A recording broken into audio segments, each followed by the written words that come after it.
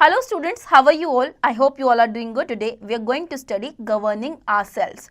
Points to study: forming the government, central government, state government, judiciary. Ready, steady, start. Before reading this lesson, your teacher will tell you how your school works. ये आप खुद से करेंगे. Forming the government. India got independence from the British rule on 15th August 1947. It adopted its constitution on 26th January 1950. Now, our country India is sovereign, secular, democratic republic. It has 28 states and 8 union territories. देखिए, India को independence मिला था British rule से 15 अगस्त 1947 को. Okay, और जो India का constitution था उन्होंने वो अडॉप्ट किया था 26 जनवरी 1950 में. ओके, तो इंडिया अब एक सॉवरेन सेक्युलर डेमोक्रेटिक रिपब्लिक बन चुकी है. इंडिया में 28 स्टेट्स हैं और 8 यूनियन टेरिटरीज हैं. Okay, our constitution provides for a government at the center and each state. This has been done for the proper governance of the country.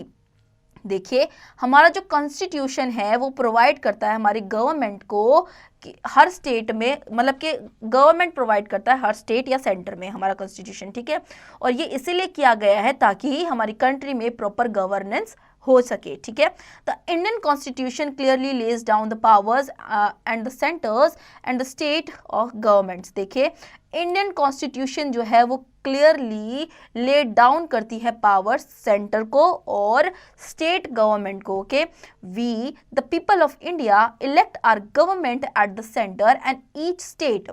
Indian democracy runs through multi-party system. It means there are many political parties at the state and the national level which contest the elections. देखिए, जो Indian लोग हैं वो elect करते हैं अपने government के leader को. ओके, और जो जिसे वो बनाना चाहते हैं उसे वोट करते हैं. ठीक है, तो इंडिया में बहुत सारी पार्टीज हैं स्टेट में और स्टेट से छोटे जो एरियाज हैं उनके लिए. ओके, नाउ और नेशनल लेवल पे भी है. Different political parties put up their candidates for election. Party that gets majority, this is more than half of the total number of seats, forms the government. In case a single party is not able to get the majority to form the government on its own, then it can form alliance with other political parties. This type of government is called coalition government. देखिए, different political parties जो होती हैं वो setup करते हैं अपने candidates को election के लिए. ओके, ये जो पार्टीज होती हैं अब मेजॉरिटी में, मतलब मेजॉरिटी क्या है, more than half of the total number of seats जिसके हिस्से आती हैं वो विजयी होती हैं, जीत जाती हैं. ठीक है, वो गवर्नमेंट फॉर्म करती हैं. नाउ अगर कोई एक ऐसी सिंगल पार्टी है जो कि मेजॉरिटी में नहीं आ पाई है, वो खुद की गवर्नमेंट फॉर्म कर सकती है. ठीक है, इस टाइप की गवर्नमेंट को हम क्या कहते हैं, कोलिएशन गवर्नमेंट. ठीक है, in case of the general elections, the leader of the majority party is appointed as the prime minister of India. देखिए, जब जनरल इलेक्शंस किए जाते हैं तो जो लीडर होता है किसी भी मेजर पार्टी का उसे अपॉइंट किया जाता है प्राइम मिनिस्टर इंडिया का. Okay, in case of the state election, the leader of the majority party is appointed as the chief minister of the state. Okay, इसी तरीके से जब स्टेट इलेक्शंस होते हैं तो उसमें जो लीडर होता है मेजॉरिटी पार्टी का उसे चीफ मिनिस्टर बनाया जाता है. Any person who is of 18 years or above can vote in elections. Any Indian citizen who is more than 25 years of age can contest the elections to the Lok Sabha. The Prime Minister and the Chief Minister choose their ministers to run the government.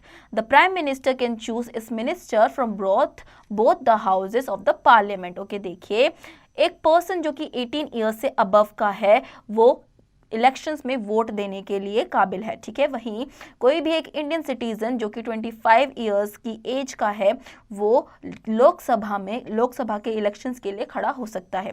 Okay, तो जो prime minister और chief minister होते हैं वो choose करते हैं अपने ministers को जो कि गवर्नमेंट को चलाएंगे. ओके, तो जो प्राइम मिनिस्टर है वो चूज करते हैं मिनिस्टर्स को किसी भी पार्टी, मतलब कि जो दो पार्लियामेंट होते हैं उन दोनों हाउसेस में से चूज कर सकते हैं. Okay, central government. The government for the entire country is called the center government. It is called the union government. The central government make laws for the entire country. The law making body is known as a parliament. It consists of two houses, the Lok Sabha and the Rajya Sabha. देखिए वो government जो कि entire country पर जो govern करती है उसको हम क्या बोलते हैं, सेंट्रल गवर्नमेंट कहते हैं। वैसे ही इसी सेंट्रल गवर्नमेंट को यूनियन गवर्नमेंट भी कहा जाता है। ओके, अब यहाँ पर लॉज बनाई जाती हैं एंटायर कंट्री के लिए। ओके, और ये जो लॉज बनाई जाती हैं जहाँ पर, उसे क्या बोलते हैं, पार्लियामेंट बोलते हैं। अब पार्लियामेंट के दो हाउसेज होते हैं, एक है लोकसभा और एक है Rajya Sabha. Okay, Lok Sabha, the Lok Sabha is also known as the lower house or the house of the people. It is the highest law making body in the country. Its members are directly elected by the people. Okay, देखिए लोकसभा या फिर इसे क्या बोलते हैं, lower house या फिर house of the people. Okay, ये यहाँ पे सबसे ज़्यादा लो मेकिंग मतलब कि हायर लॉज बनाए जाते हैं। ओके, इंडिया के, और इस यहाँ पे डायरेक्टली जो लोग हैं वो इलेक्ट किए जाते हैं। Okay, the Lok Sabha can have maximum 552 members. A maximum of 530 members represent the state while 20 members represent the union territories. The two members of the Anglo-Indian community are nominated by the President of India if he finds that the representation of this community in the Lok Sabha is not adequate. देखिए लोकसभा में जो maximum members होते हैं वो 552 होते हैं। Okay, जिसमें से 530 मेंबर्स जो होते हैं वो स्टेट को रिप्रेजेंट करते हैं और बचे हुए 20 मेंबर्स जो हैं वो यूनियन टेरिटरीज को रिप्रेजेंट करते हैं। ओके, नाउ अब जो प्रेसिडेंट है इंडिया के, अगर वो ये देखते हैं कि जो रिप्रेजेंटेशन की जा रही है कम्युनिटी की लोकसभा में वो एडिक्वेट नहीं है, तो वो क्या करते हैं, दो मेंबर चूज करेंगे एंग्लो इंडियन कम्युनिटी से। ओके, अब आइए आगे बढ़ते हैं। For the elections the entire country is divided into constituencies. Many candidates contest election in a constituency. They may be from different political parties. Independent candidates can also contest elections. Candidates who get maximum number of votes is elected. देखिए elections के लिए जो country है हमारी वो constituencies में divide की जाती हैं। ओके, बहुत सारे ऐसे कैंडिडेट्स हैं जो कि कॉन्टेस्ट कर सकते हैं इलेक्शन में। ठीक है, अब जो इंडिपेंडेंट कैंडिडेट्स हैं वो भी कॉन्टेस्ट में इलेक्शन में कॉन्टेस्ट कर सकते हैं। ओके, नाउ जिसको सबसे ज़्यादा वोट मिले हैं वो इलेक्ट किए जाते हैं। Okay, the member of the Lok Sabha are elected for 5 years। Lok Sabha के जो मेंबर्स हैं वो 5 साल के लिए इलेक्ट किए जाते हैं। The term of the Lok Sabha is 5 years। It means that after 5 years Lok Sabha elections are held. Okay, जो टर्म है वो 5 years का है लोकसभा का। इसका मतलब ये है कि 5 साल के बाद इलेक्शंस फिर से हेल्ड किए जाते हैं। Okay, but the president of India can dissolve the Lok Sabha on the advice of the prime minister before it's term. देखिए जो 5 साल का टर्म है, अगर इंडिया के प्रेसिडेंट को ऐसा लगता है कि उसे दोबारा इसको चेंज कराना है या कुछ दोबारा से इलेक्शंस कराने हैं, तो वो प्राइम मिनिस्टर से बात करके ये टर्म चेंज करा सकते हैं। Okay, the speaker of Lok Sabha guides the proceedings in the Lok Sabha. The speaker is elected amongst the members of the house. Generally the speaker is elected from the ruling party. A deputy speaker is also elected by the main opposition party. जो लोकसभा का speaker होता है वो guide करता है proceedings को लोकसभा में। अब जो स्पीकर है जो हाउस के मेंबर्स हैं उन्हीं के थ्रू इलेक्ट किया जाता है। ओके, तो जनरली जो स्पीकर है वो रूलिंग पार्टी से ही इलेक्टेड होता है। वैसे ही जो डिप्यूटी स्पीकर होता है वो ओपोजिशन पार्टी से इलेक्ट होता है। Okay, extra shots. The first speaker of the Lok Sabha was जीवी मावलंकर। ठीक है, लोकसभा का जो पहला स्पीकर था उनका नाम था जीवी Mavalankar. Okay, the constitution of India has clearly mark the functions of the central government. These are listed in the Union list of the Constitution.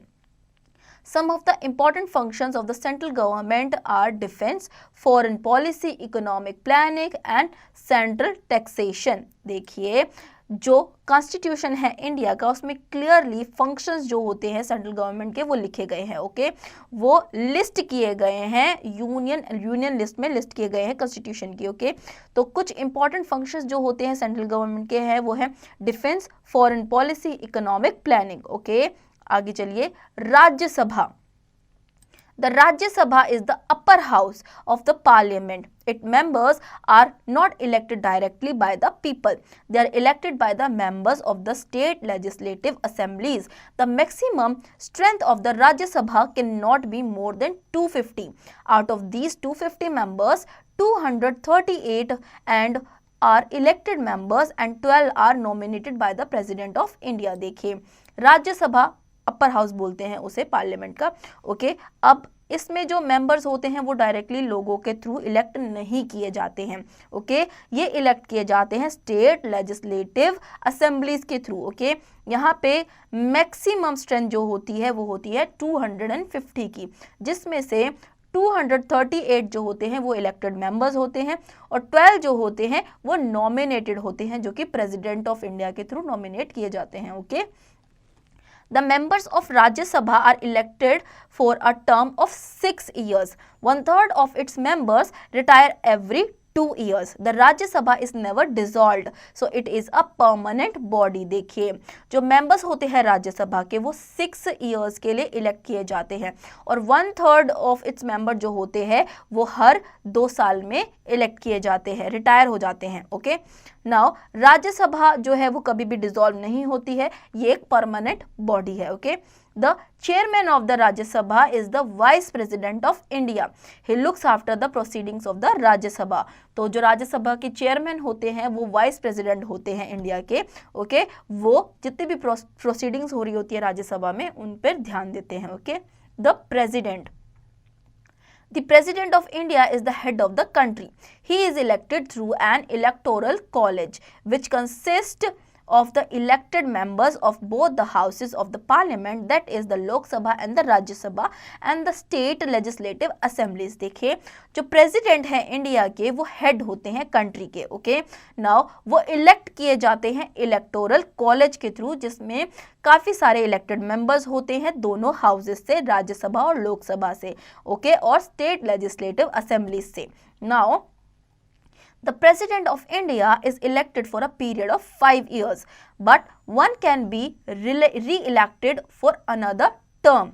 The President of India works mainly on the advice of the Council of Ministers. He is also the Commander-in-Chief of the Armed Forces of India. देखिए, जो president हैं India के वो 5 years के लिए elect किए जाते हैं, लेकिन वो री इलेक्ट भी किए जा सकते हैं किसी भी दूसरे टर्म पर, ओके। तो जो प्रेसिडेंट ऑफ इंडिया हैं उनका काम होता है मेनली एडवाइस करना काउंसिल्स ऑफ मिनिस्टर्स को, ओके, और वो कमांडर एंड चीफ भी होते हैं आर्म्ड फोर्सेस के। Now extra shots, doctor Rajendra Prasad was the first president of India. India के जो फर्स्ट प्रेसिडेंट थे उनका नाम था doctor Rajendra Prasad, okay. State government, the law making body of the state is called legislative assembly. The elections of the legislative assembly are carried out in the same way as that of the Lok Sabha. देखिए, किसी भी एक state की जो law making body होती है उसे हम बोलते हैं लेजिस्लेटिव असेंबली, ओके। अब लेजिस्लेटिव असेंबलीज के मेंबर्स के लिए जो इलेक्शंस किए जाते हैं वो उसी तरीके से किए जाते हैं जिस तरीके से लोकसभा के लिए किए जाते हैं, okay. Members of the legislative assembly are elected for a term of 5 years, okay. Legislative assembly के जो मेंबर्स हैं वो 5 years के लिए इलेक्ट किए जाते हैं। The governor is the head of the state. The president of India appoints the governor of the state. The tenure of the governor is of 5 years. देखिए, जो गवर्नर होता है वो स्टेट का हेड होता है।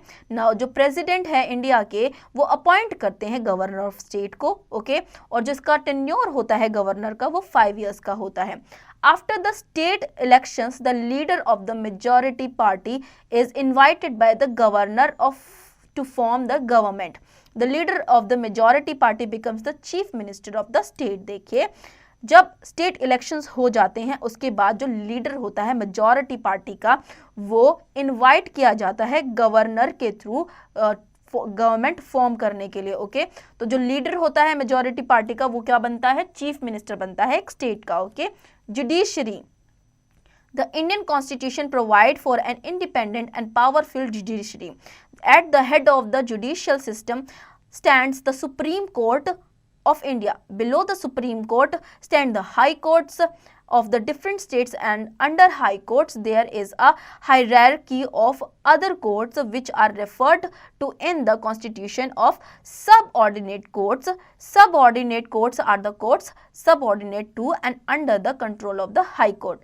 These courts are divided into two types, the civil and the criminal. देखिए judiciary क्या होती है, इंडियन कॉन्स्टिट्यूशन हमें प्रोवाइड करता है इंडिपेंडेंट एंड पावरफुल जुडिशरी, ठीक है।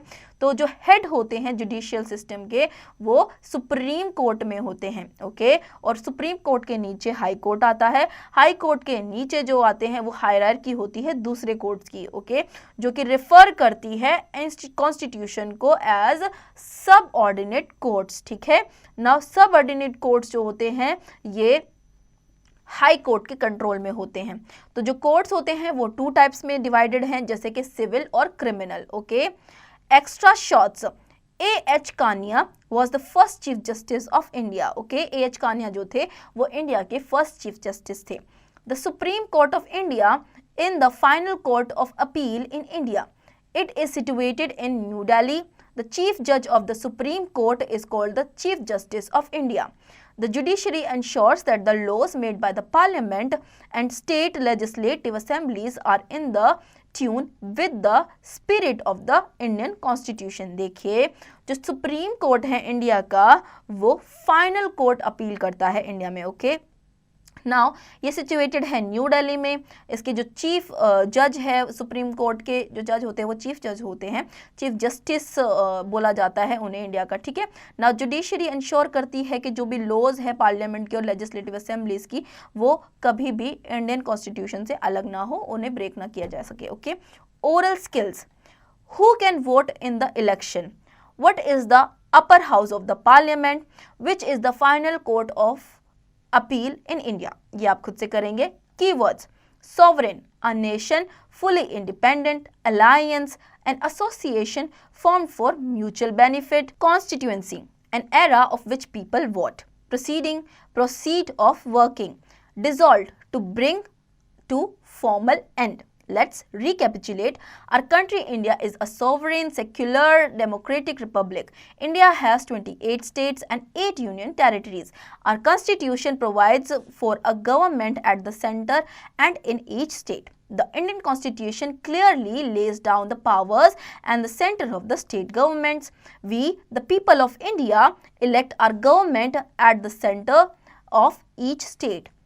At the center, the Prime Minister is the head of the Council of Ministers. At the state, the Chief Minister is the head of the state.